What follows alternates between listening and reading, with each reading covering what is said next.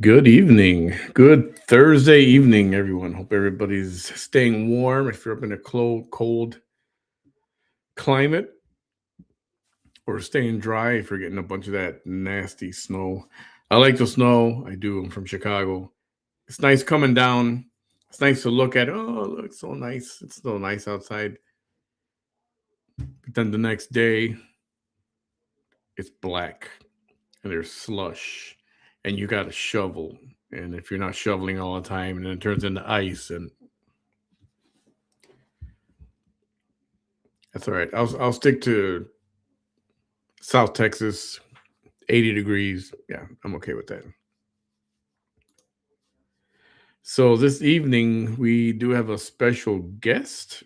Let me turn on some of these tunes a little bit.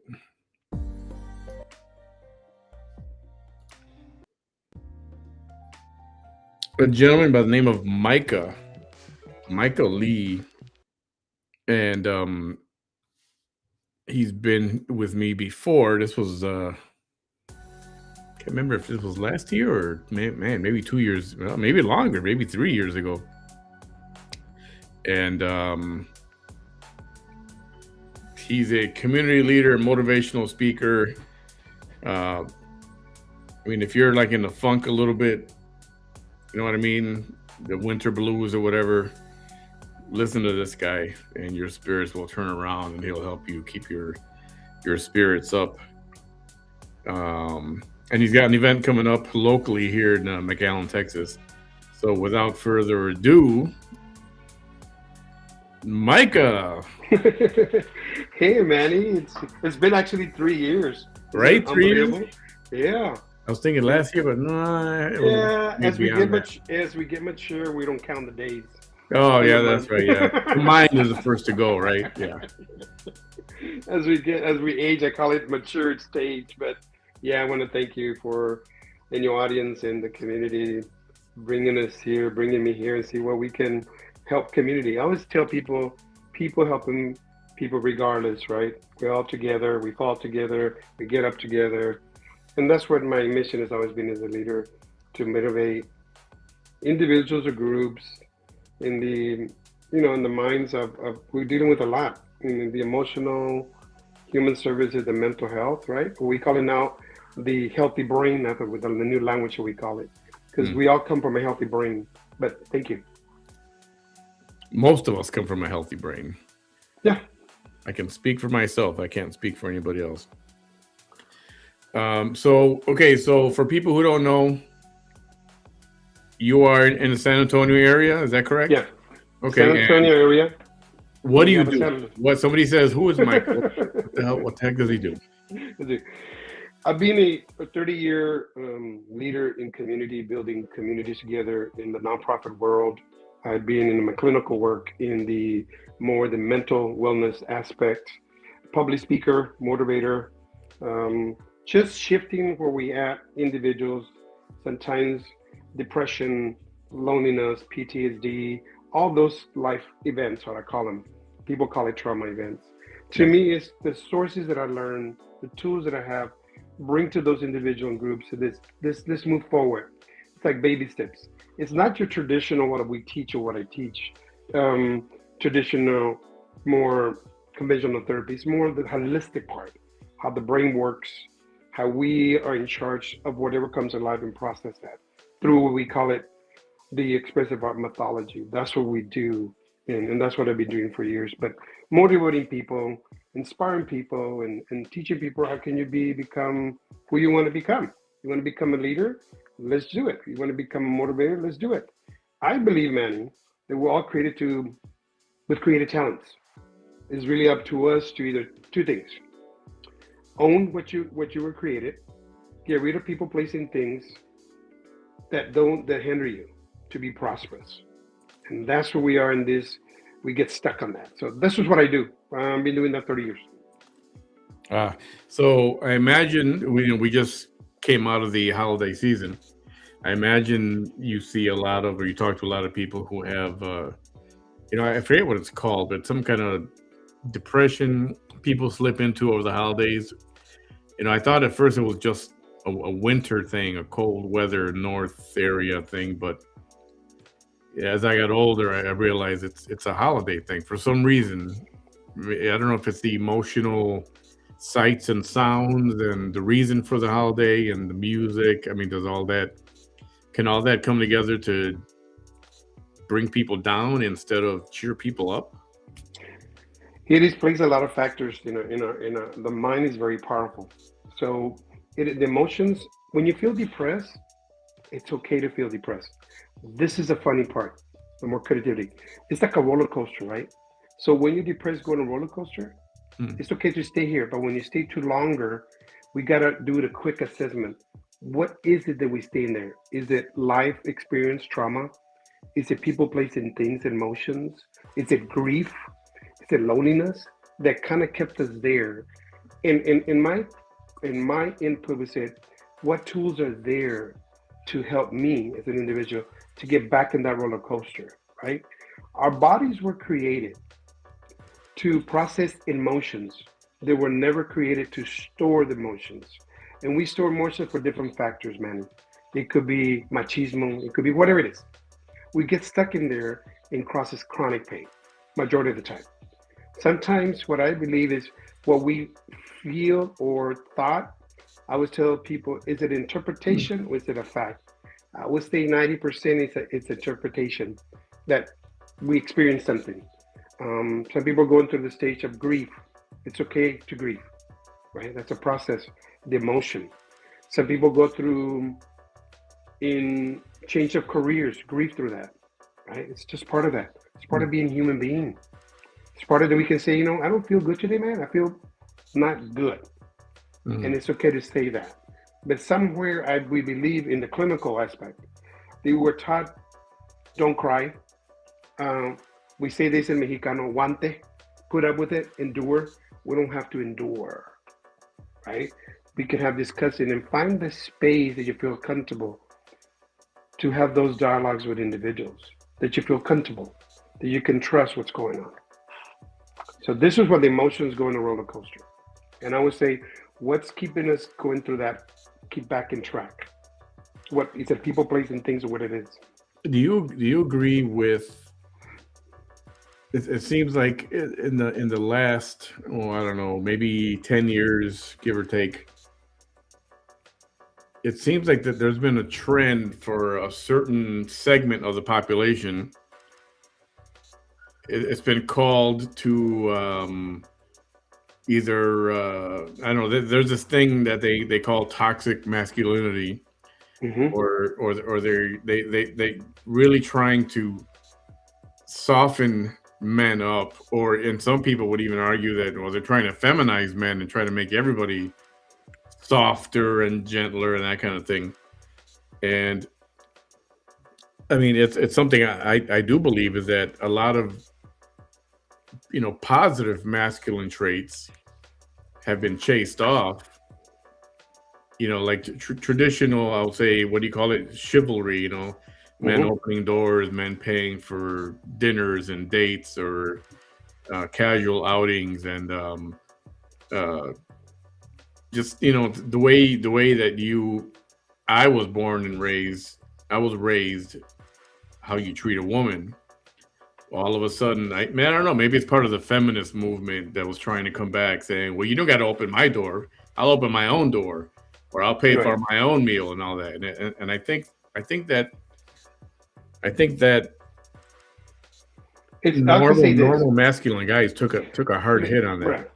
And we see that more. I think, so I would say, people, are you comfortable, in just in general, are you comfortable with your skin? Are you comfortable? No, nobody's going to change you. It's not a light switch. It's, are you comfortable with that? Are you comfortable just being a gentleman, opening the door and closing the door for someone, right? Regardless, right? That's called, you come from a value, you come from a family origin that it has those values, right? So you share those values with friends or your environment. So that comes from where you were in your environment, where you were grounded in that environment, right? I come from environment, the same thing, right? It could be where we just open the door for anybody, right? Mm, So, and sometimes we overlook that in individual as generations, right? Because my mom generation, they used to kiss their hand to their relatives. When my generation growing, We didn't do that. We give hugs and kisses, right? But Mhm. we kept that foundation. So I think, from my interpretation, just my view is, we're not having conversations. We're not acknowledging and saying, how do you value that friendship? How do you value that individual? How do you feel that person that takes you out, right? And say thank you, the gratitude. So somehow individuals created. There's no. I don't think there's, in my view. That's not that. That's my right. It's a privilege. I'm not entitled to anything. Mhm. I earn it with the value and respect. So that comes from the struggle right now with, like you just said, there's been a movement about maybe 10 years. In our, and we go back, and really, in the mother's womb, where the role of that developing, we're masculine and feminine in that role. So Mhm. that's why men, we tend to our partner, so visiting another, we cook, we wash dishes, right? That's the way it was wired, right? But people sometimes disconnect that and tend to label individuals, or because you do X, Y, and Z at your home, excuse me, or cook, you're being labeled. That's what I'm saying. Be comfortable where you're at. Be comfortable with your skin, Mhm. right? I'm Yeah. comfortable who I am as a leader. I'm comfortable who I am. And even in leadership, Manny, if you're not comfortable in your skin, Houston, we're not taking off. And I really talked to leadership about that. Like tonight, the network, we talked about that. In leadership, you have to be grounded. It's like, if I know my triggers and somebody's triggering that, how am I gonna overcome those triggers? Mhm. And so I know the triggers that might do, and how would I react to those triggers. So again, it's staying grounded and really embrace who you are. Yeah. I mean, I always say to these people, you're the driver of your own bus. You are. Yeah. And one problem that I've realized, and I don't know, maybe it comes from the advent of social media, and especially, I guess you could say, within the last 8 to 10 years, social media has become like everybody's life. But I've taken a stance where people say things or they criticize the way I'm built. I don't care. I could care less. Everybody is entitled to their opinion. If somebody doesn't like me or critiques here or there, if it's something, if it's it just things don't bother me like that.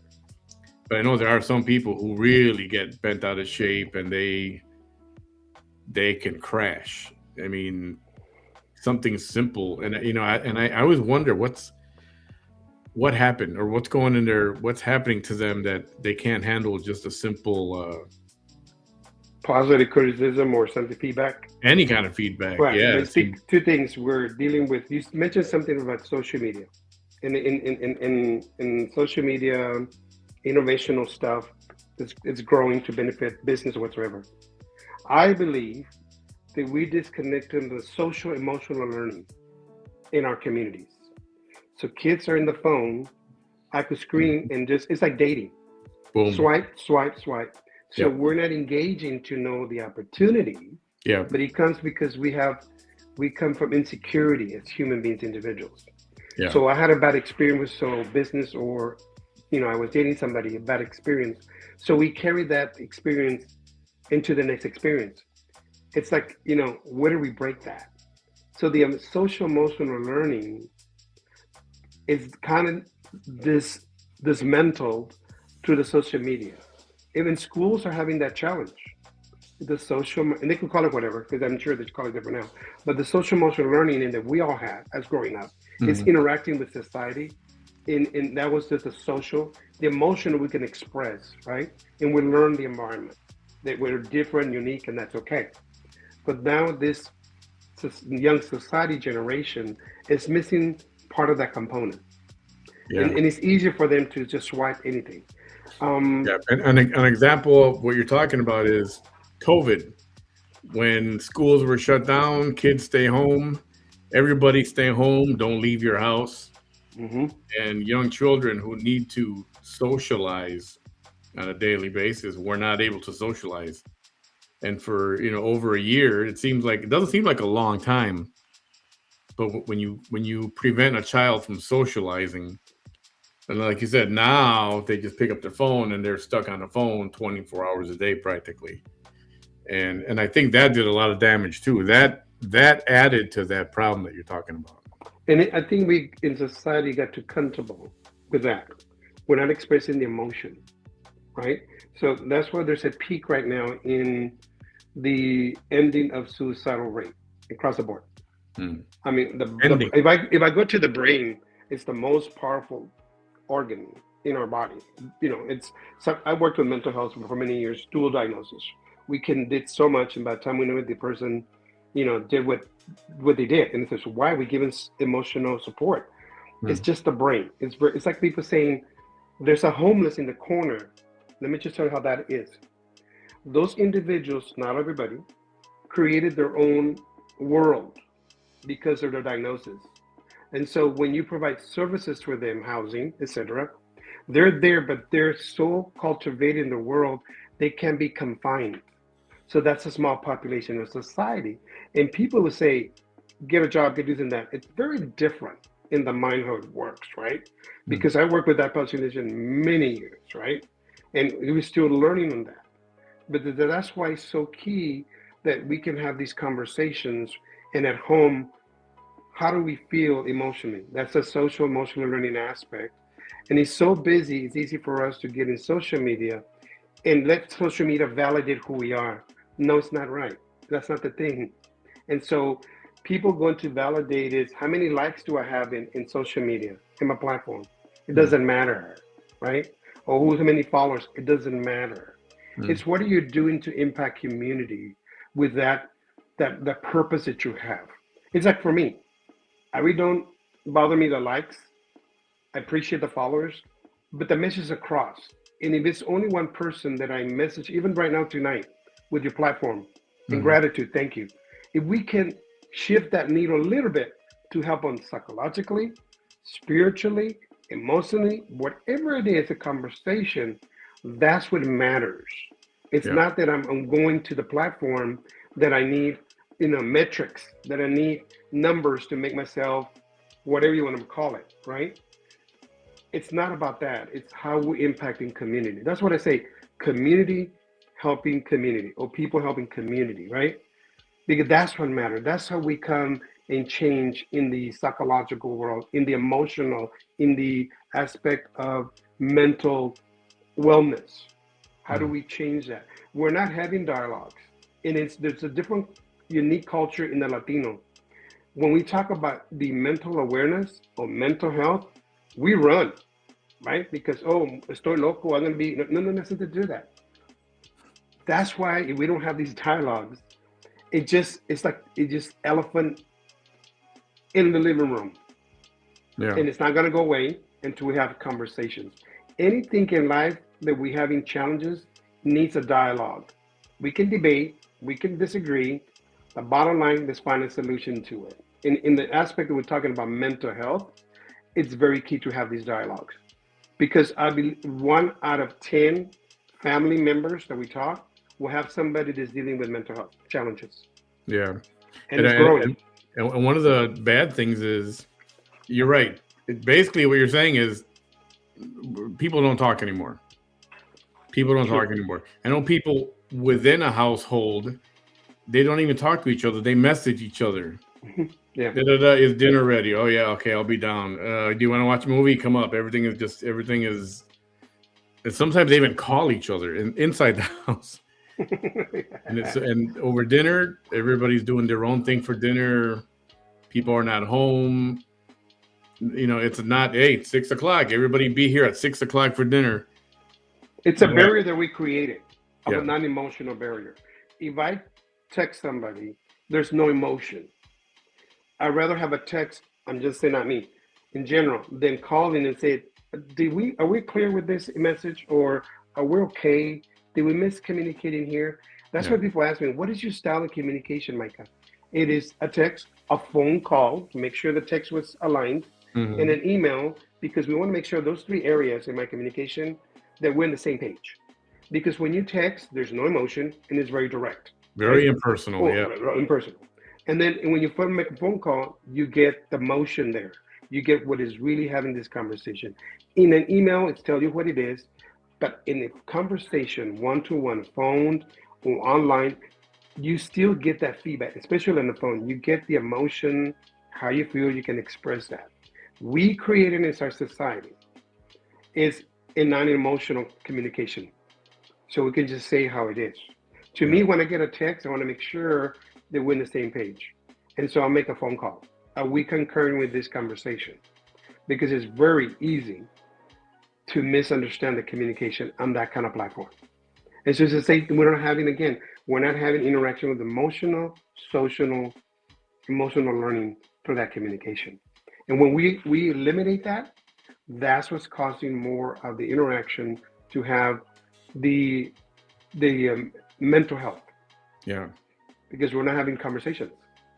Yeah. We decide our kids to be in the room playing games all day, and then we don't know what's in the online.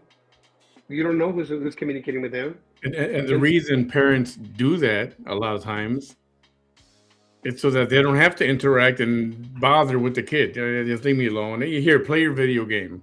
hmm Here's a $300 machine. Here, go play your video yeah, game all day, right, so I don't have to talk to you, or don't bother me while I'm with my friend having coffee. right, right. And that's terrible.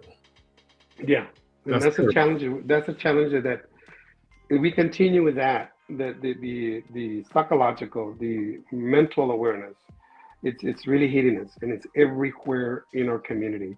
We're not having conversations. We tend to put a band-aid. There's no effort to put a band-aid. You can't put a band-aid. It's not going to go away. That's why you see a lot of challenges in school systems.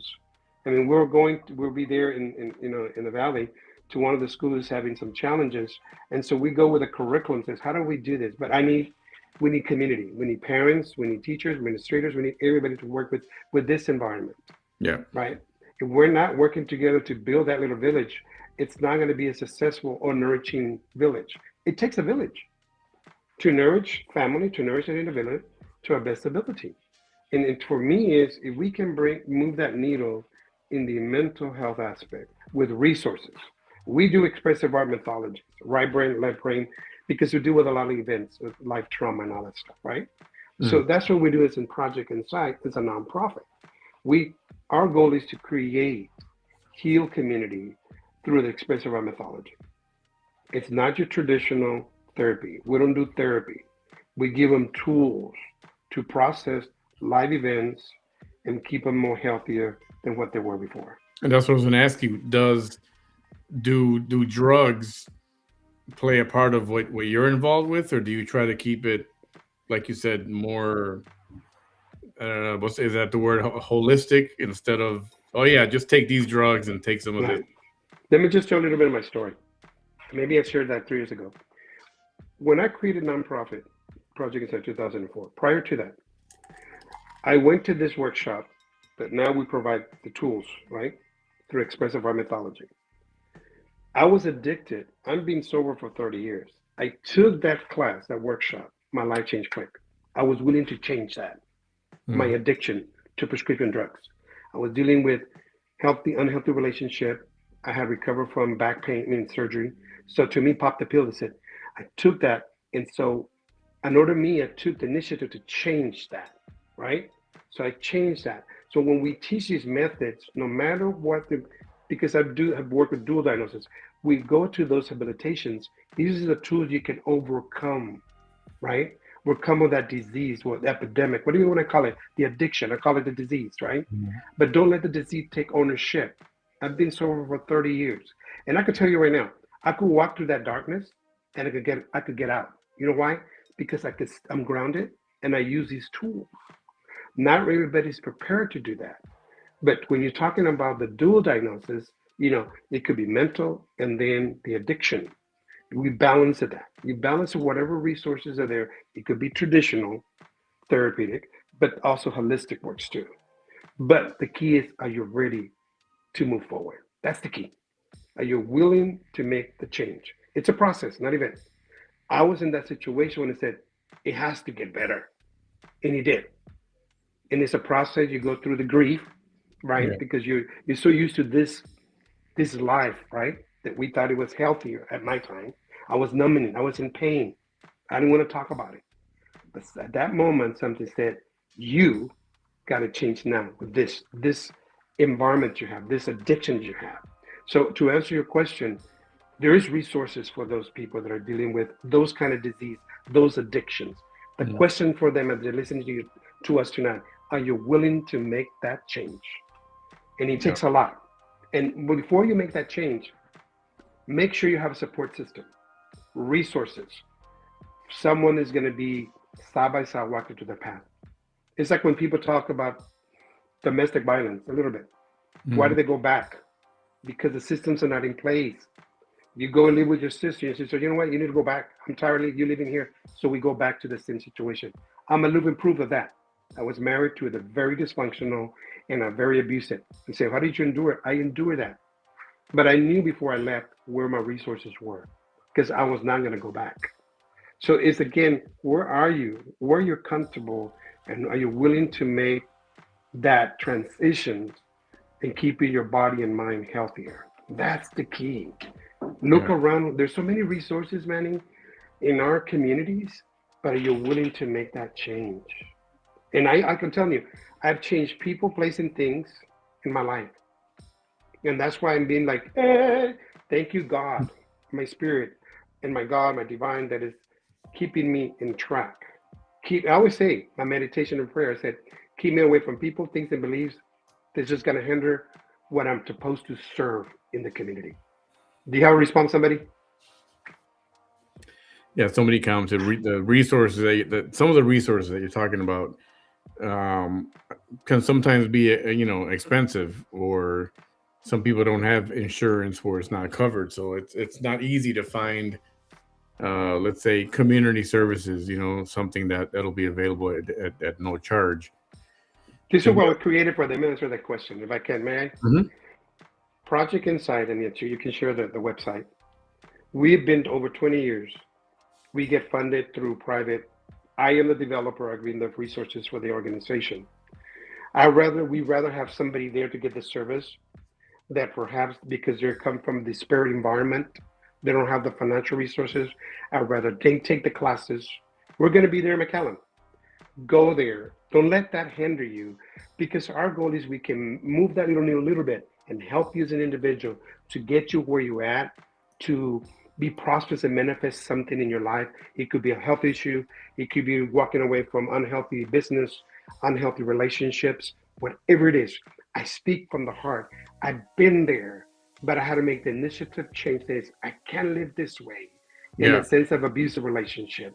So there is resources even in the valley. And if they don't find them any, they could reach you, they could reach me, and we will navigate them. What is a low cost or no cost at all? But the question to them, the listeners, are you willing to change whatever it is so you can find happiness, so you can be healthy in your life, so you can have a healthy life, and you can have in the future engage that happiness with somebody. I always tell these people, I'm happy with a partner and I'm happy without a partner. I love myself too good.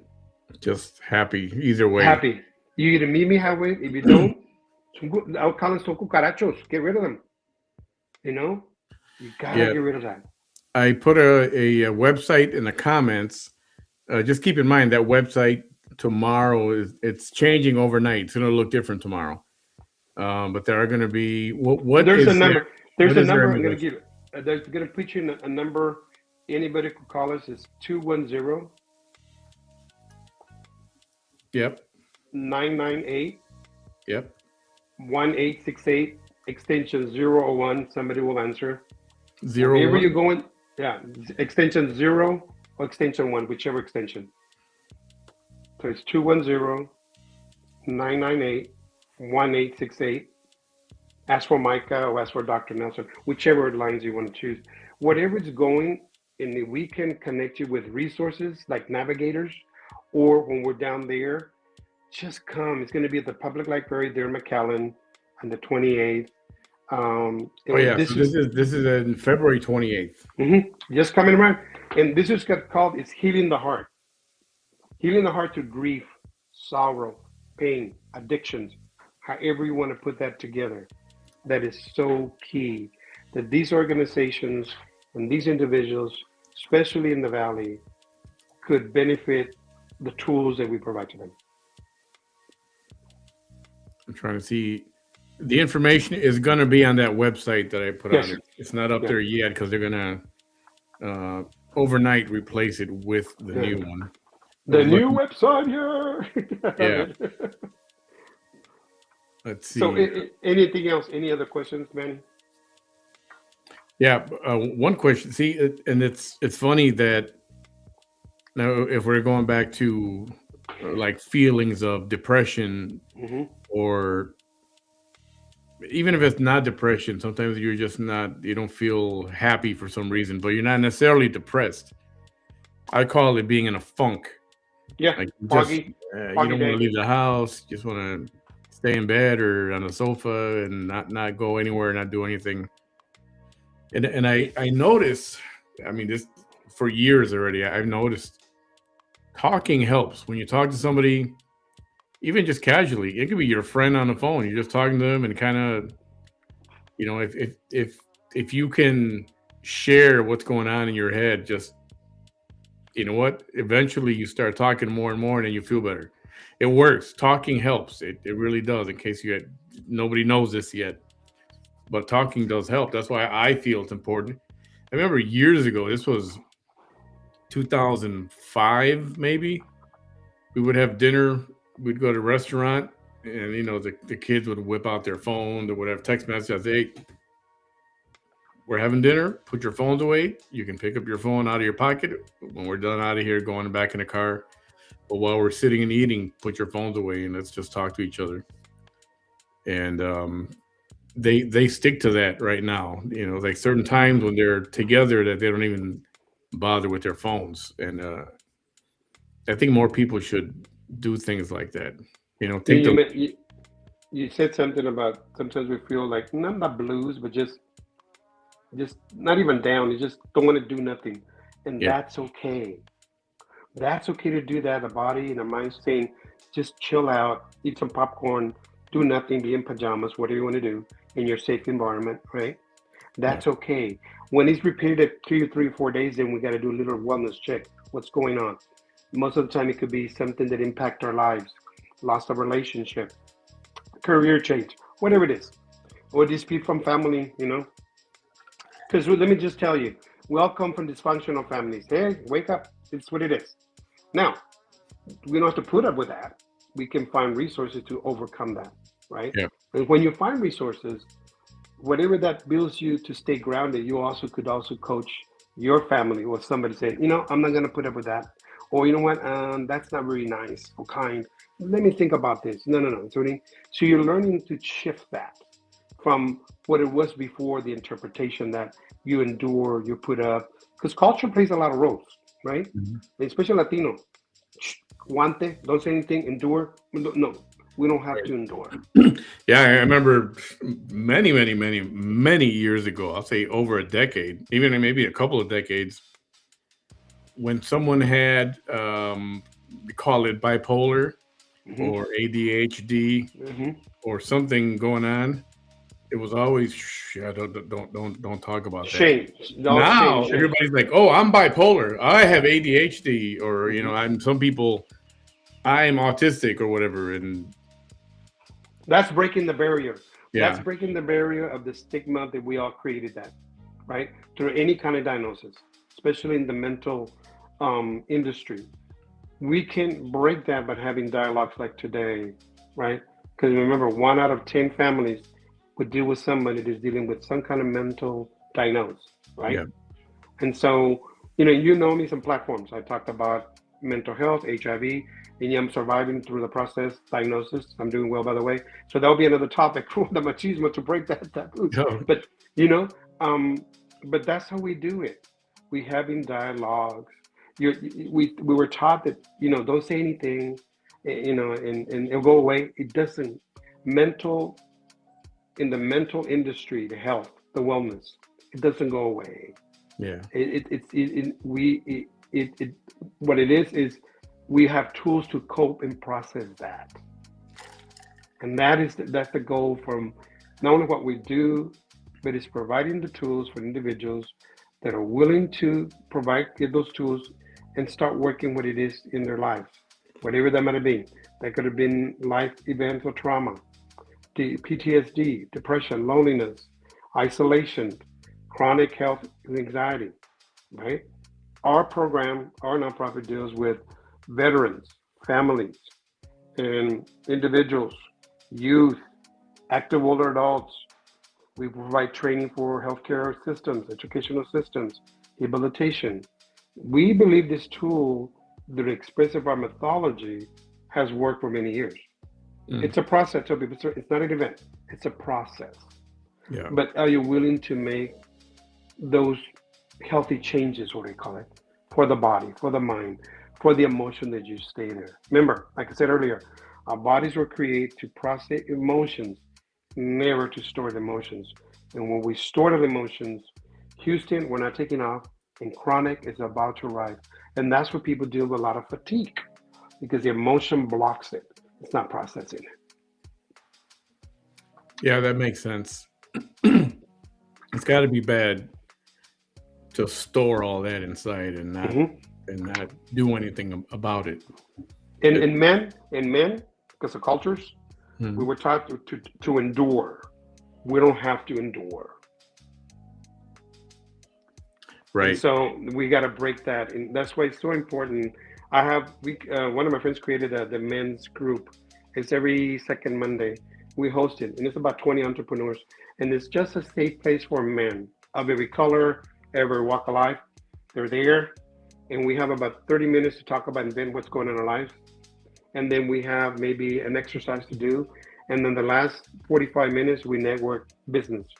But it's a safe place, so we have to create a safe place where we can discuss either men or women, whatever it is, something that you can process emotionally. And what they created, my friend created that about 2 years ago. A young entrepreneur came to say, I want to do that. I go, how can I support you? Let's just do it. And it's a safe place, Manny, that these men from young to older than me, and my age, I'm going to 16 away, we can just share and it stays there. That is the key. Wherever you create that safe space, it stays there because that's building trust among that space, whatever it is. But it helping them is the emotional part to process it. Because Yes, we were taught. and there are some that will say, and I'll be honest. I mean, part of me wants to say, that's kind of a these guys are not strong. They're not. Come on. That's interpretation of whatever it is, right? And I don't know the environment or what it is. That's interpretation. I'm looking at the clinical aspect. That's interpretation. These men come in to become more leaders and strong individuals as the manhood. It's a space that they could vent and be amazing. And this is the thing. We have the rule is we don't touch unless they want to be touched and hugged. That's a rule. We're not rescuing you. We're not here Superman. So we have a box of clinics in the center, and they come and get the claw and the cry or whatever it is, and we all say, if you need support, let us know. Somebody say, man, I just need a shoulder right now. It's cool, but it's because you talked about how the manhood has been changed because we were taught to endure. Yeah. And how do we change that interpretation? Oh, no, it is macho, not good enough. It's not nothing to do with that. It's I'm human. Because we were taught as kids in culture, no llores, don't cry, endure. It's like, what? Where's my emotion? So Yeah. I said to myself, I'm going to break this today. I'm going to cry because I feel discomfort, X, Y, and Z. And I become more grounded and I can process things in life. I don't become the aggressive person or leader. I now can say, it's overwhelming for me to whatever it is.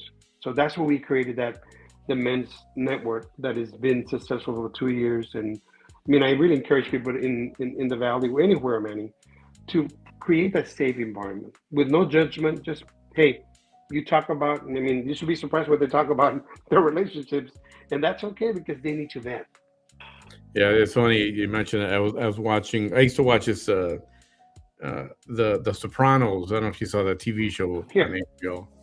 And he always talks about whatever happened to the strong silent type, and he Hmm. was talking about like Gary Cooper, the actor, the way he was portrayed on in movies, and he said it a few times. That whatever happened to the strong silent type, and I think that men are like you said, and maybe it's a cultural thing. Hmm. Definitely in the Hispanic community, it's hey, don't cry about that, don't cry about this, just And let how did they vent? They either get to the disease, what I call the addiction, through alcohol, to drugs, because the only way they could vent is through they thinking that is the only source to do that.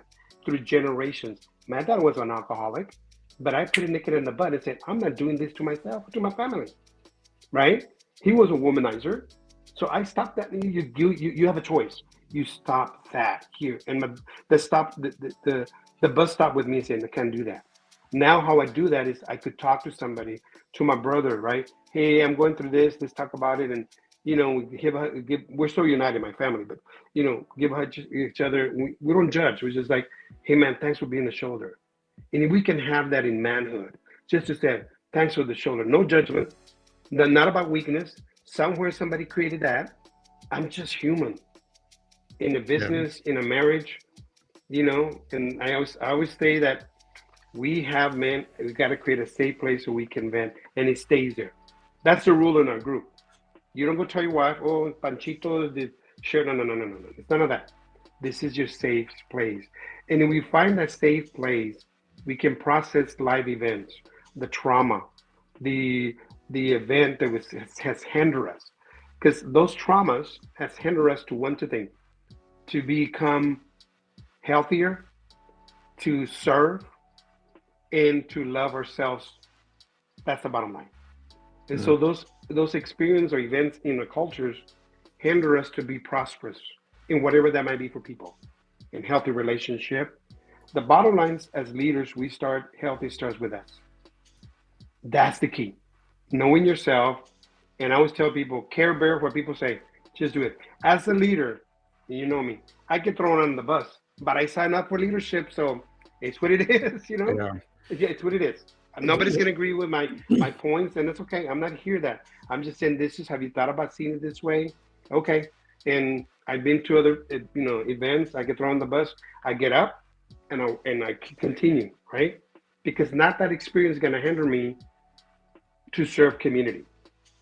People might not like because I'm helping X, Y, and Z, right? Or they might Mhm. say to me as a leader, it's because you want to be the best entrepreneur. No, see, you don't know me. I'm here to serve and to help people. I'm down to earth person. Yeah, I'm a strong leader. Yes, it is. And what I mean by strong is very direct because I know the environment. And I know as I took that as a child, as leadership, I knew I was going to be a leader as a kid, you know, but I also know that I was going to be thrown under the bus several times. And I still do. They still do that, but I don't care. Hmm. Because you know what? I'm serving something. I'm changing, I'm providing tools to people's lives.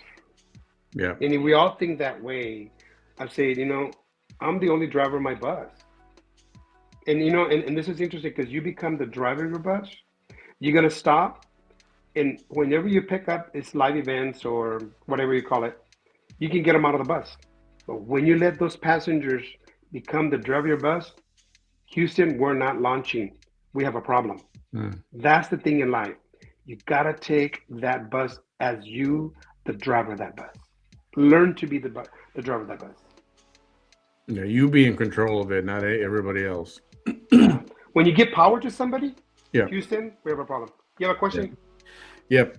Somebody brought up, what about nonstop overthinking? Have you ever talked to anybody who says, I'm over, or do you ever realize that someone is overthinking something that might be for us a piece of cake? Then somebody's been thinking about it for 4 days. Like, what you're thinking about this too much. That was happening to me at work. This new, well, it's a year now. I have this new position, and I would be stuck on an issue, and I was told so many times, "You're overthinking it." What was your first thought? Well, my first thought was this and this and this. It was, that's right. Just do it. And if It's it's not fear. it, you It's fear. Is fear, the word for being, you procrastinate, people procrastinate a lot of stuff. It Mm. doesn't come that they're not in time. It comes from fear that we're gonna become failures, and failures makes a success because you stumble. I mean, I've been doing this 30 years and learning. How many times that I just stumbled and I had to get up and learn it? The part I get back in track, I just roll myself and I get back in track. And so failure is just we got derailed. Let's find the resources to get back in track. And so when your intuition tells you, like you just said, that's your intuition. That's Mm. your source. I call it the universe, divine, just telling you, hey, just do it. And if it doesn't come on what people think, it's what it is. When you're overthinking, the best tool you can do, write it down. And you can write it down by saying these two words, and I could go more in depth, but into this one, it's just what you feel. Ask the question with the hand you normally write, and then you write the question with that dominant hand. The dominant hand, you write it, who are you? The emotion. And then you're going to answer with your non-dominant hand, and the hand you normally don't write. You'd be surprised what he tells you. You can scribble and go, oh. And I'll share with that with you some questions that we use through our training, through what we do, because it's not the expressive art mythology. It's not just your traditional art. It's conjunction with a little bit art, but it's more to the right brain, left brain stimulation. That's what we call it, expressive art mythology. It's more in depth to the brain. Yeah. But when you have those constantly questions like what I do, just write them down. This is I learned this for many years, and when you're in the shower and then you're taking a shower and you get an idea, when you get out, write it down. When we're in mother's womb for 8 months or whatever it is, 9 months, whatever it is, well, we're surrounded by water, fluid. So that's where it comes from, connected to that mother, whatever it might be. And so those thoughts are the energy travels as water. So you write it down and let it manifest. Ask the question, what is this here, right? And you can ask the question, who are you? With the hand you normally write, the dominant hand. And then you answer with a non-dominant hand. And scribble, misspell. We're not in grammar school. So this is what the techniques that we use through our workshops and classes to process life events. Depression. Depression comes from, we know sometimes genetically. There's a little brain there, the chemical imbalance. But it's also its emotion. Mm. So I would say maybe like 70% is emotion. It could have been impacted by, I'm a survivor and a thriver. I was raped when I was 3 or 4 years old. My book is coming up in the summer, by the way, and I'll talk Oh, about you got that. a book. Oh, Yeah. So, and it's to educate parents. See, if I didn't go through this experience, and I tell people, it happened in my life. But Manny, I'm writing the book, and it's almost was finished, but now it's working to process to publish it. I use that experience, that tool. If I could, my experience help cultures or families to sit down and talk about that in the family, it's an epidemic, and we can break the yeah. stigma by having a conversation. Yeah. And that's where we can break the stigma barriers from having dialogues. As like, it's a moment, what Yeah. I call it.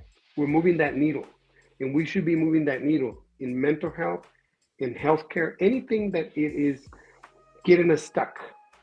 And this is where you can find resources through Project Insight or through other organizations that you feel fitted as an individual to get help. Mm. Yes. I think all of it, even what you just said, right? And that's funny. This comment here. Let me see it. That's an acronym. FEAR, FEAR. Fake evidence appears real. Yeah. Wow, that's good. It's a emotion that the mind adapts to it, and it builds to emotion, action, and that action blocks a lot of factors.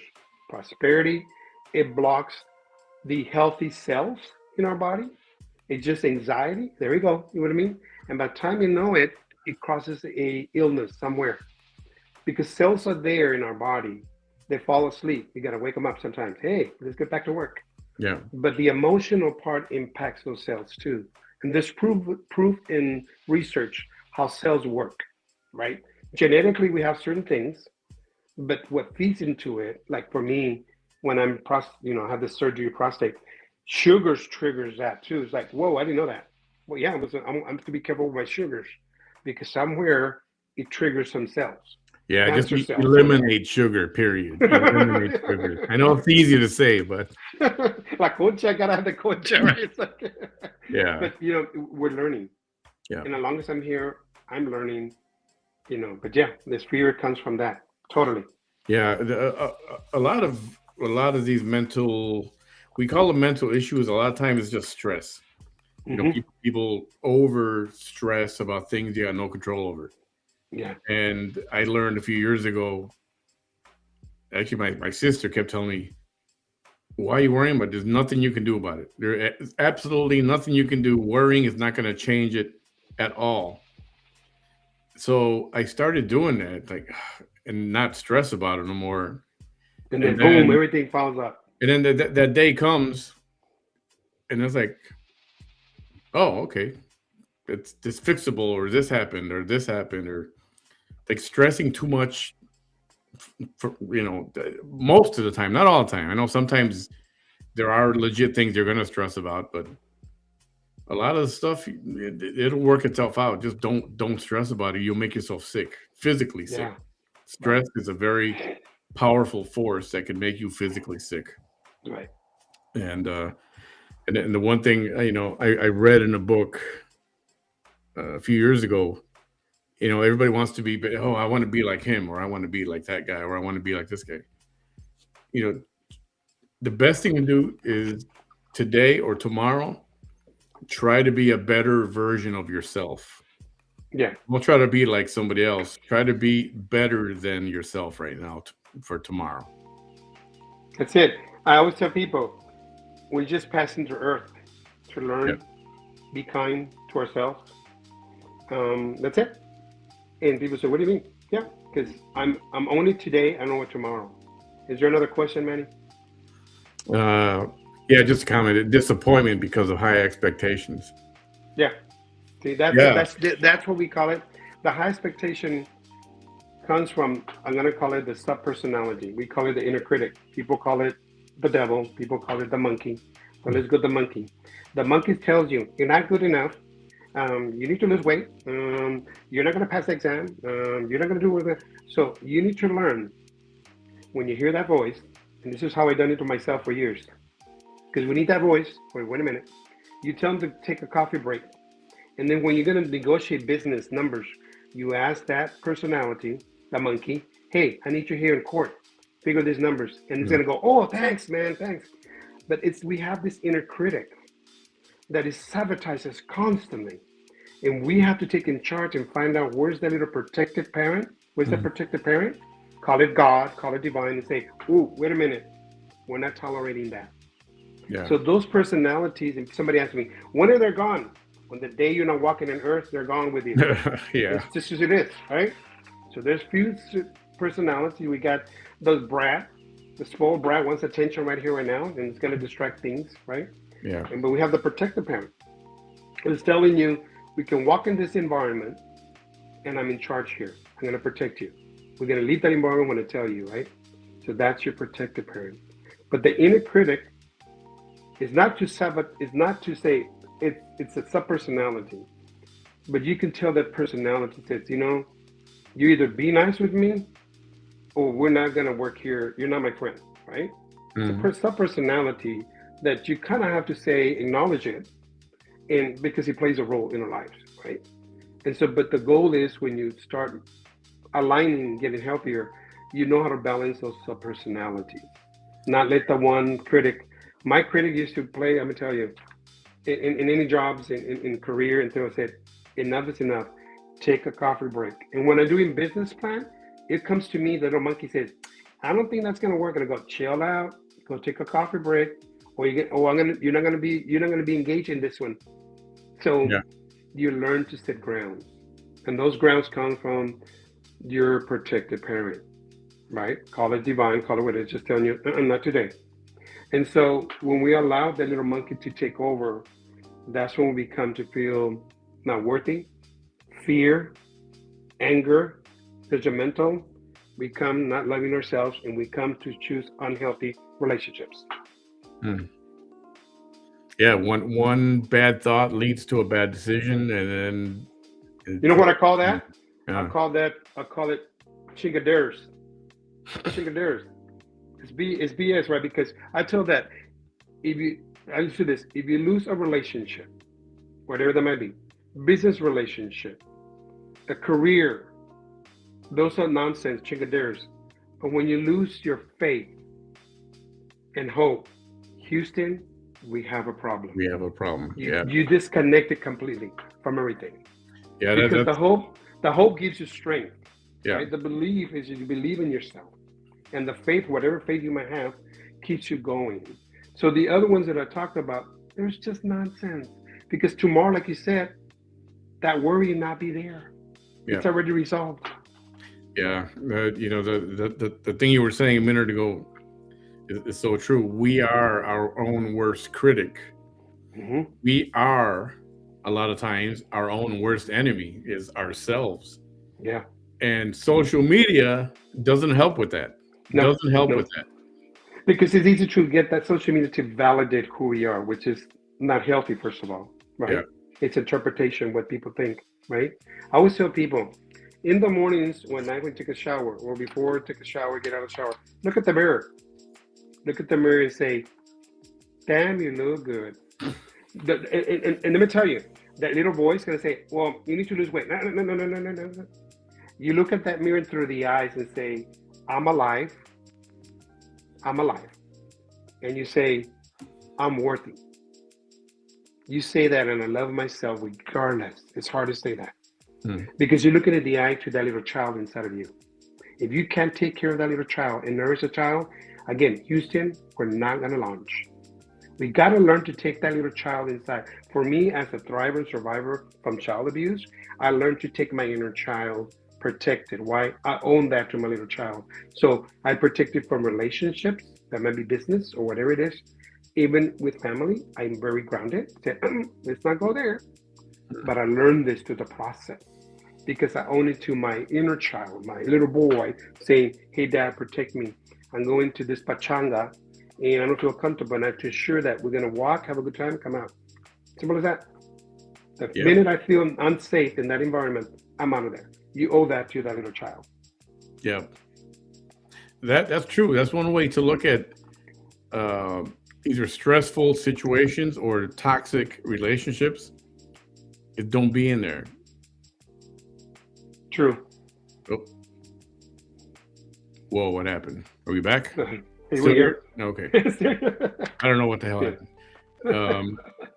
People need to learn how to walk away from things and not be in any kind of toxic relationship or be friends with toxic people that are bad influences. You really have to shut that door and go, man, this ain't for me, and just Right. keep walking. Or the best thing I tell people and friends, you're right. And so what do you say? No, you're right. I don't want to debate because it's going to take so much energy. I'm not here to convert you, change you. You already set your mind. Maybe in another time of life, we can have this discussion. So I learned this from another friend in Dallas. And we say that, you know what? You're right. Because there's no time. Why debate? So my encouragement when you're in an environment that people want to argue, but you know what? You're right. It feels good because you know what? You don't want to get that. It's toxic. It's that energy is going to merge you. You're going to be upset. You're not going to accomplish these certain things. You can say, you know what? You're right. Let them. It's like the book. Let them think what you want. That's it. Yeah, don't get baited into a never-ending discussion or a debate or that kind of discussion that's not going to go anywhere. Yeah. It's Just just stay going to grounded. I stress mean, you just out. to me, just stay grounded. And what I mean by that is just know your space where you're at. Is it safe for you? That could be family gatherers. That could be relationships, career. Everything's a process, but you own that to yourself. I am going to be 60. I'm still learning, man. It's a process. Yeah. And again, I know it's like I took the leadership oath. I get thrown on the bus. from different communities, and it's okay. I mean, I get up and keep going. That's all it is about leadership, taking care of myself, do what I got to do, and just keep going. And so there's plenty of followers and very few leaders in our world. Yeah. Yeah. Daniel, so I know he's being a wise guy right here. Cowboys, Texans, and the Bears fans are not stressing anymore. Yeah, that's true. And for Bears fans, even though we lost, even though they were winning a lot of the season, a lot of the games, but they would win in the final 2 minutes of the game. So it was stressful to watch the entire 2.5 hours of football. Yeah. And it was stressful. So in a way, okay, they didn't make it. Well, at least I can relax a little bit. No more worries, right? More worries. Katie, positive thought cannot exist with a negative one. Think positive. Mhm. Very good. Daily affirmation saved my life. And that's what you're talking about. Look in the mirror and like, what's that character on Saturday Night Live? The one who would look in the mirror and say, I know. I like myself. Stuart Small. Yeah. God darn it, people like me. That's what you gotta do sometimes. I don't know if it works, it works, Because if you're waiting for somebody, it's good to hear validation from positive people, right? But sometimes we're not in that moment, so we got to nourish ourselves and say, and I do that. I'm not saying what I'm not doing or done. So in the shower, I get out, and I look at the mirror and I look at the eye. Thank you. We have work to do today. I don't look at the other part, the body and everything. I'm 60, so I'm gonna have a little bit love handles, but that's the part. And that little voice that just said that comes from inner critic. That little critic, yeah. And it said, chill out. I gotta say it, chill out. So I got a little bit of handles, I have some gray hair and I earned it. You know what I mean? But it's affirmation. We need that. We constantly, because we're waiting for our partner, significant other to say it. They might be in a state of moments emotionally different. They might not acknowledge it or share it. But you, again, the driver of your bus, you got to do that to yourself daily, weekly, something. I do it. As a leader, I got to do it. I was thinking about that just now. And I don't need that daily affirmation. The way I handle it is, you know what? Today's a new day. Let's see what happens and go with the flow, roll with the punches and see what happens and take the day as it comes. I say this, Manny, in the spiritual aspect. I said, divine Lord, universe, angels, I'm here, anoint me. And I said, remove me, people, place, and things. They're going to distract what I'm supposed to serve. And when I say that, it's like, boom, it moves it from people. It has removed me some relationships that I thought they were going to be there and just fades away. And I go, did I say that? Yeah. It's just what you say. You never know, right? So, yes, the affirmation is so powerful because you own that to yourself.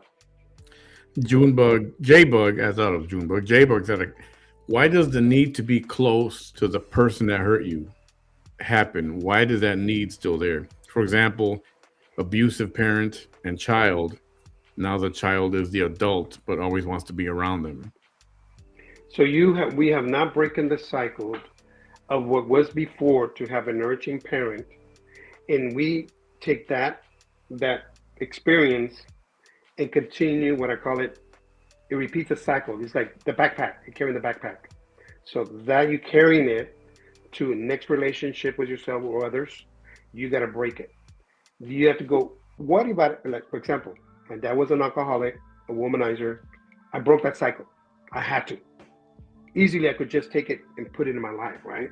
And be miserable and make miserable relationships. Well, what does that mean? You cut off the relationship? Yeah. Right. You got to say, if you have this parents alive, and parents did the best they could. I'm not justifying actions and behaviors they did to anyone, okay? What I'm saying is, you as an adult have now the choice to say, no more. This would happen. I'm changing X, Y, and Z through the resources, through therapy, whatever that might be. But you have to sever it. If you don't, it repeats again and again and again. The reason is, it's like, for example, You go to a relationship unhealthy, right? And perhaps you had not a very good, healthy male role model as a dad or a mother. Mhm. So we go to that relationship or to the business that plays that kind of role that you're looking for.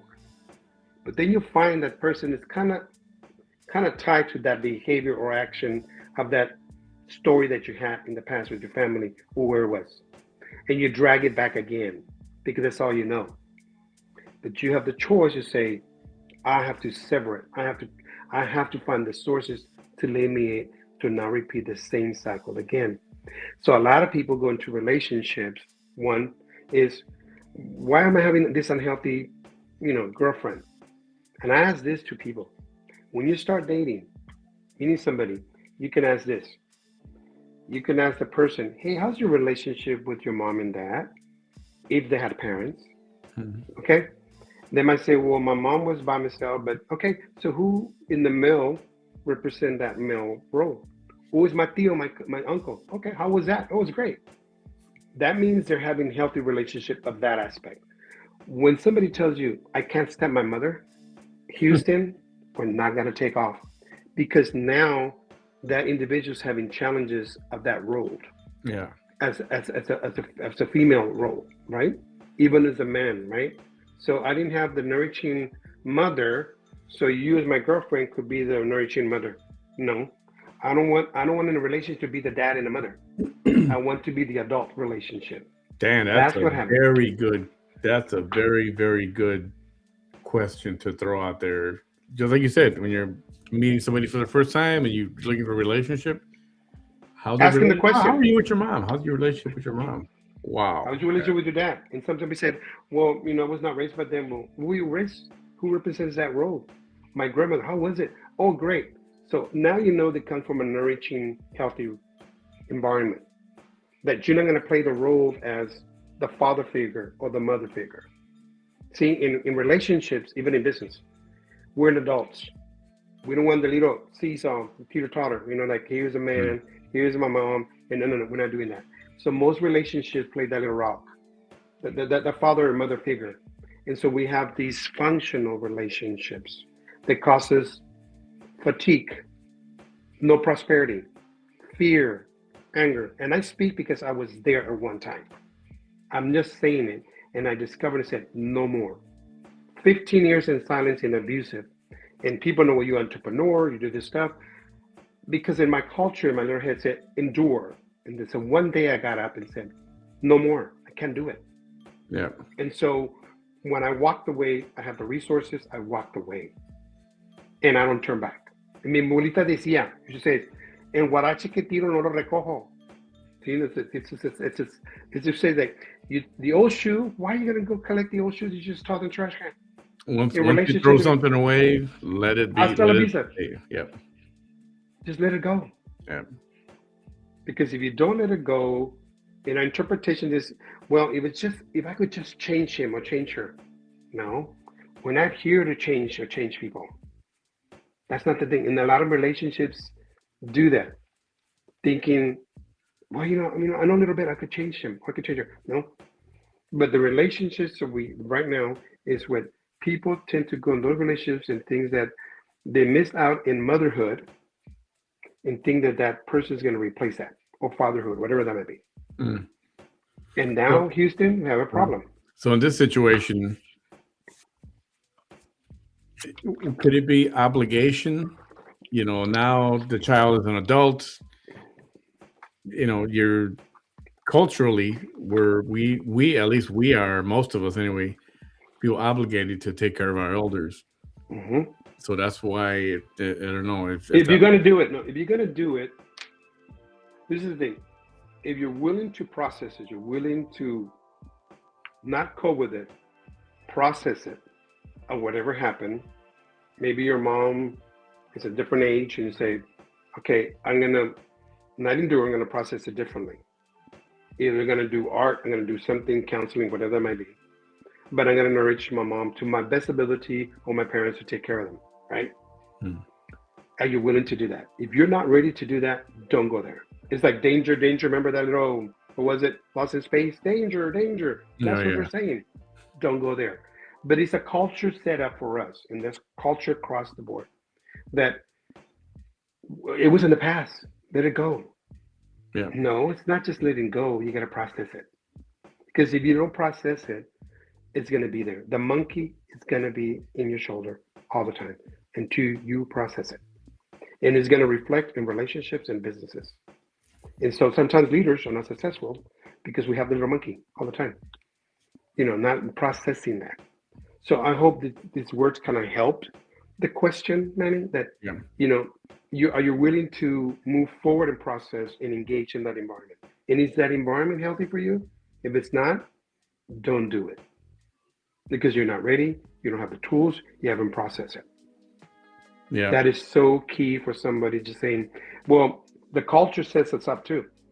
Well, you can forgive. I can forgive, right? I'm processing to forget, and I won't forget. So mm, you're ready to get yourself in that environment. It's it healthier, and it's okay to say, you know what? I'm not ready to be in that environment. You gotta take care of yourself. I know the culture. I'm Latino, you know, but I learned to say, nope, I don't have to. I yeah. have relatives that I tell them, nope, it's not healthy for me until Yeah, you you got to fix it, think about your until you own. figure it out. Yeah, until You you got figure to, it out to be in respect me as a human being first of all. yeah. Then we can have conversations. Otherwise, from it's like that song from a distance, right? Well, from a distance, I can say bye bye and love you. You have to consider your own mental health, and like I said, you need to stop dealing with people or the things that hurt your brain and hurt your Hmm. mind and hurt your spirit. You just need to toxic stuff. Just stay away from it, and Well, you'll it's a lot feel of better. factors too. It's a lot of factors that in the culture Latino, in the expectations, the religion aspect, whatever that might be. All that involves in that cultivates. And so we have to be the driver of ourselves and say, that's a passenger in my bus. How is this going to be? Where do I drop it off? Drop this individual next stop. But when Yeah, the minute they become your driver, again, we're not taking off, Houston. yeah, So because of those elements that play and cultivated in our own belief system, in our own culture, doesn't tell you got to endure. Doesn't tell you got to endure and put up with it. Use an adult now to say, let me think about it. And that's not right fit in my safe place. yeah, It's okay to say it's not going to make you less as a son, as a daughter. No, the culture interprets it that way. But are they feeding you? Are they taking care of you? They're not. yeah. Take care of your big deluxe bus, otherwise you're going to end up on a short yellow bus, Yeah, and you don't want that. You don't want that. Keep your yeah. bus high class, Hmm. and know when you have to remove people from your bus. And look at quick stops, and some of them are going to be there for supporting you. But you just nailed it. Is that Yeah. luxury bus? And this is Katie responding to that previous question. Being loved and accepted is a cardinal need, I believe, and it is normal to feel like you want to be loved, you want to be accepted, and that's so. Yeah. There's nothing wrong with she was asking why am I still around when as a child they were toxic, but now I feel a need to just still stay Yeah. there.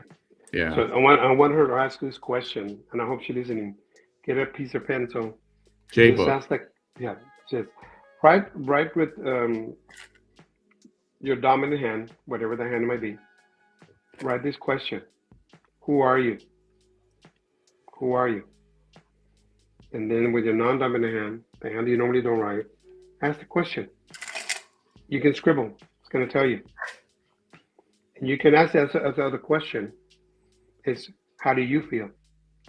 How do you feel in that environment, emotion? And then answer it. And then the third question is, how can I help? How can I help? And he might tell you, for example, stay grounded, be selective, whatever that might be. These are some of the questions we ask when we do these workshops.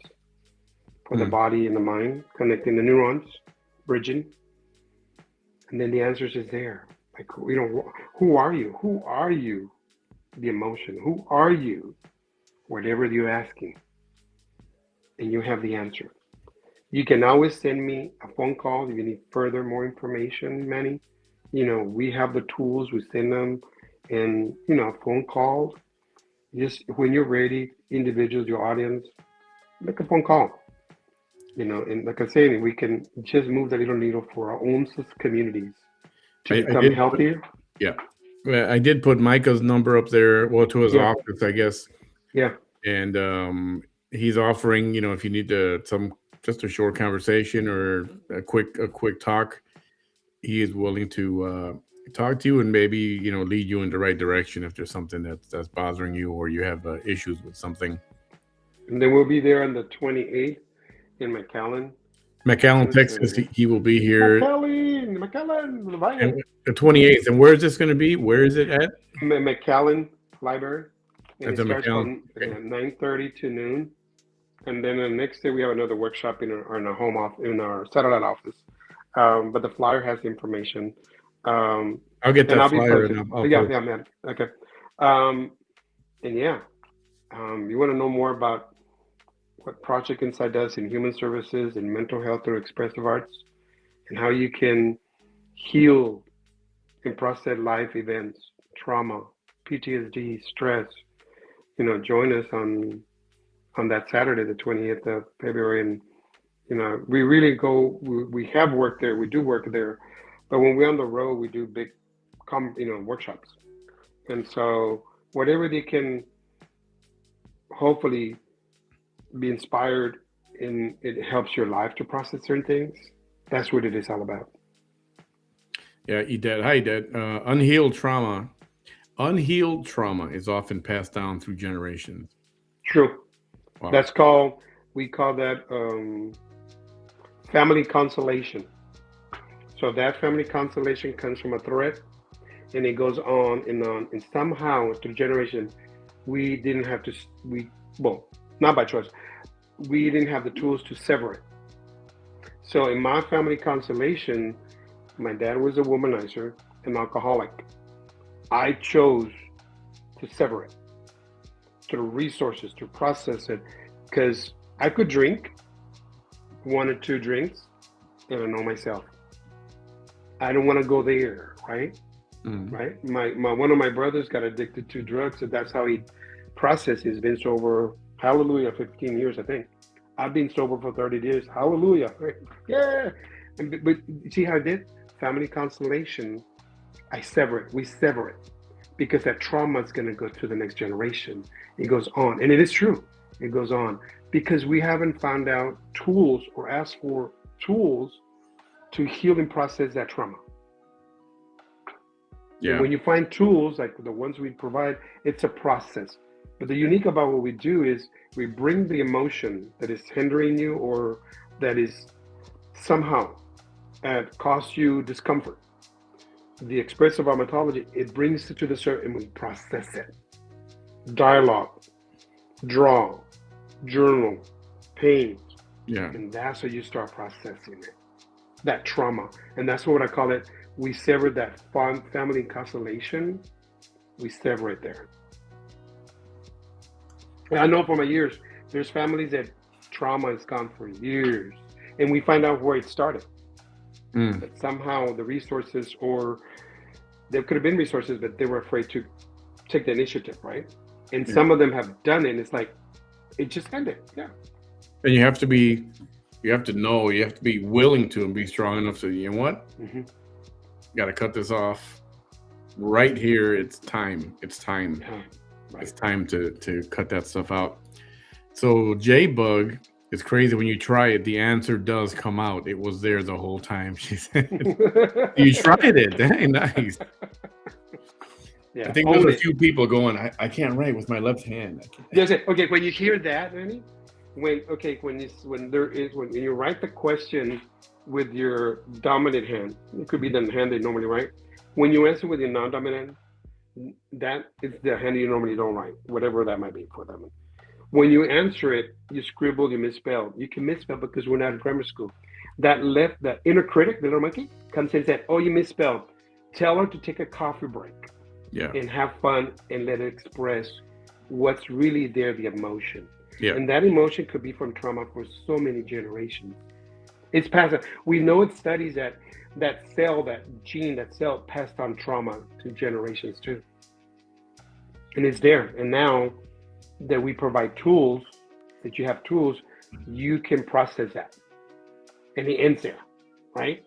But we know through generations that trauma is also genetically, the cells pass that trauma. It's a very complex brain. J-Bug, she says it's really, I'm assuming she, sorry. Yeah. Sorry, I don't mean to misgender. J-Bug says, this really helped me out of the funk I was in. Thank you. I'm glad that worked. You know, the one thing that I, believe it or not. And I want to write them or whoever it is, right? With respect. Write this question with the hand you normally write. What do you want me to do? And then the next question would be, how can I help? And then answer that question with the hand. Well, the non-dominant, whatever that might be for them, right? And get creative. And you will see that you're breaking, you're processing, and you're healing yourself through whatever that is, that event. Interesting. Yeah. We've been doing this for over 20 years. Our team, a nonprofit, and when we're down there, you're going to meet most of our team. You're going to meet our executive director. She's a co-founder of the curriculum of the programs. I'm saying when I met Dr. Marsha Nelson, 30 years ago, it changed my life. That was before we created a nonprofit. And they were teaching a class to express our mythology. And I left the relationship. I became sober. It's like, yes. And I severed so many things in that family constellation. It works. I know it works because I'm here talking to you, but it works. Yeah, you know what? We're going to have to do this again. Because We'll do it. We'll do it. No, very, very interesting. Anything again before the lights go out. I want to thank you, Manny. Thank you for having this dialogue for the people, para la gente. And, you know, we just, you got to love yourself. Figure that out. Break those traumas from generations. Yeah. Find resources. If it's Project Insight, here we are. If it's somebody else, that is fine. But you're changing that needle. It's constantly changing that needle to become healthier. And when we become healthier individuals, healthier leaders, healthy partners, husbands, wives, whatever that might be. Yes. And there's healthy people out there. And if you're single, say, when is my turn? Well, become healthier. And then maybe you can find somebody else meets you halfway that is healthier too. Absolutely. Best, in my opinion, best tip of the night, those of you who are on the dating scene, is to ask, how is your relationship with your mother? Oh my goodness. Oh my God. Wow. The answer to that question may save your life. Yep. It will. The minute, or your dad, who is your relationship with your dad or your mom, but the minute they start saying bad mom, bad dad, or whatever they did, whatever it was, I'm justifying the behavior. Yeah. But they probably find somebody healthier in that roles, and okay, let's talk about it. But if they just talk about that situation, run, or what do you call it? Run, Forrest, run. That's my opinion. Wow. We got to talk more. Yes, absolutely. I got to make this a regular thing. Listen, thank you for spending some of your time on a Thursday night. Really appreciate it. We're definitely going to have to do this again soon. Not 3 years from now. I'm there. Not 3 years again. Not 3 years from now. No, maybe a couple of weeks or something like that. Yeah, we'll do a follow-up. But thank you, Manny. Thank you, I appreciate your time. Bless you, brother, and hopefully I'll see you in the valley sometime when I'm there. Yeah, absolutely. I'll try to make it over there for that event so I can meet you there. But maybe we can talk one more time before that. Yeah, okay, we'll do that. If that's okay. Maybe we'll bring Dr. Nelson in that. Okay. Amazing. That'd be good. That's awesome. Okay? All right. Thank you, sir. Have a great night. Bye-bye, everybody. Hey, I hope you guys enjoyed that. It was a great conversation with Mycah Lee. Mycah Lee Arellano is his name, and he goes by Mycah on Mic. He's got a page on Facebook and YouTube, I believe. But that was a good discussion. We're gonna have to do this again. In fact, maybe we'll make this a weekly thing. This was really good. I think we're gonna have to do this again. I'll talk to him in the next day or two. And yeah, this was good stuff. I hope even in the smallest part, you picked up something good from it. For me, it was that, you guys that are dating or in the dating scene, ask your date, how's your relationship with your mother? And depending on how they answer, you're either going to be, oh, okay, let me go forward, or you're going to be, let me get the hell out of here. Of course, he said other things which were good. Go check out the replay. Definitely worth it. Thank you, J-Bug. Sasha, I'm assuming you know Mycah. Yeah, try some of those exercises. It's pretty interesting. Write the question with your dominant hand, write it on a piece of paper. And then with your weak hand, try to write the answer down. Write the answer down. That's pretty good. Have a good night, everybody. We'll catch up with this again. All right? Have